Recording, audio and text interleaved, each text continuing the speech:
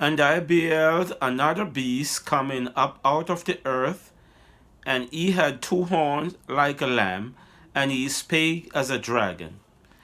And he exercised all the power of the first beast before him, and caused the earth and them which dwell therein to worship the first beast, whose deadly wound was healed.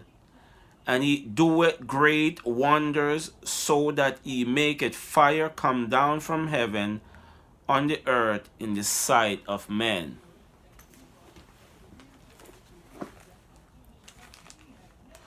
What nation of the New World was in 1798 rising into power, giving promise of strength and greatness, and attracting the attention of the world?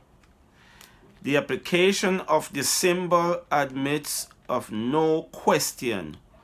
One nation and one only meets the specification of this prophecy.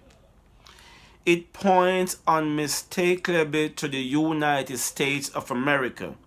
Again and again, the thought, almost the exact words of the sacred writer, has been unconscientiously employed by the orator and the historian in describing the rise and growth of this nation. The beast was seen coming up out of the earth, and according to translator, the word here rendered coming up literally signify to grow or spring up as a plant. And as we have seen, the nation must rise in territory previously unoccupied. And he had two horns like a lamb.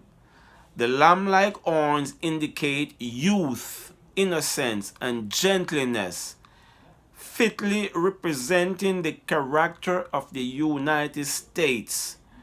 When presented to the prophet as coming up in 1798, among the Christian exiles who first fled to America and sought an asylum from royal oppression and priestly intolerance were many who determined to establish a government upon the broad foundation of civil and religious liberty. Their views found place in the Declaration of Independence, which set forth the great truth that all men are created equal and endowed with the inalienable rights to liberty and the pursuit of happiness.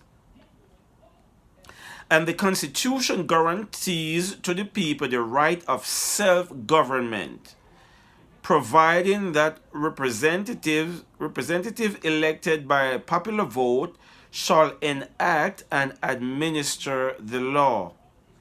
Freedom of religious faith was also granted, every man being permitted to worship God according to the dictates of his conscience. Republicanism and Protestantism became the fundamental principles of the nation. These principles are the secret of his power and prosperity. The oppressed and downtrodden throughout Christendom have turned to this land with interest and hope.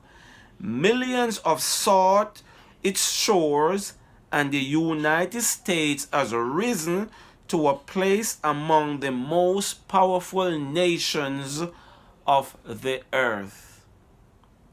But the beast with lamb-like horns spake as a dragon, and he exercised all the power of the first beast before him, and caused the earth and them which dwelleth therein to worship the first beast, whose deadly wound was healed, saying to them that dwell on the earth, that they should make an image to the beast, which had the wound by a sword and did live. Revelation 13, verse 14. The lamb-like horns and dragon voice of the symbol points to a striking contradiction between the profession and the practice of the nation thus represented. The speaking of the nation is the action of its legislative and judicial authorities. By such action, it will give the lie to those liberal and peaceful principles which it has put forth as the foundation of its policies. The prediction that it will speak as a dragon and exercise all the power of the first beast plainly foretells a development of the spirit of intolerance and persecution that was manifested by the nations represented by the dragon and the leopard-like beast.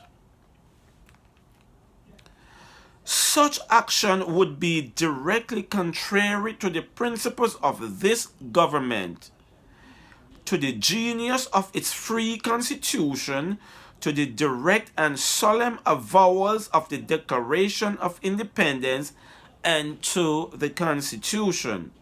The founders of this nation wisely sought to guard against the employment of secular power on the part of the church, with its inevitably results intolerance and persecution.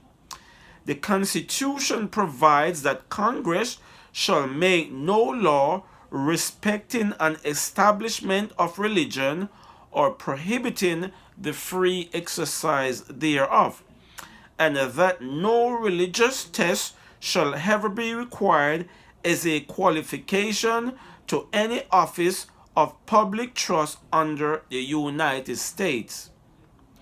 Only in flagrant violation of these safeguards to the nation's liberty can any religious observance be enforced by civil authority. But the inconsistency of such action is no greater than is represented in the symbol. It is the beast with lamb-like horns, the United States of America, in profession pure, gentle, and harmless, that speaks as a dragon, saying to them that dwell on the earth that they should make an image to the beast. Here is clearly represented a form of government in which the legislative power rests with the people, a most striking evidence that the United States is the nation denoted in this prophecy.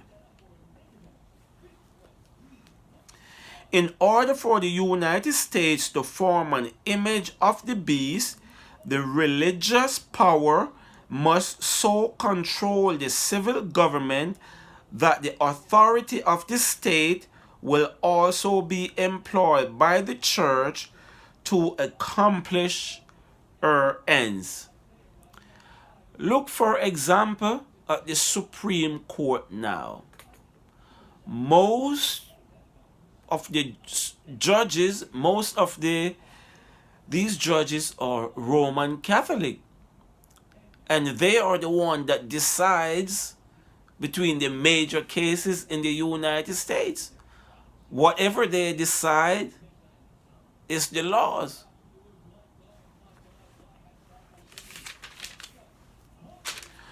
When the leading churches of the United States, uniting upon such points of doctrines as are held by them in common, shall influence the state to enforce their decrees and to sustain their institution, then Protestant America will have formed an image of the Roman hierarchy, and the infliction of civil penalties upon dissenters will inevitably result.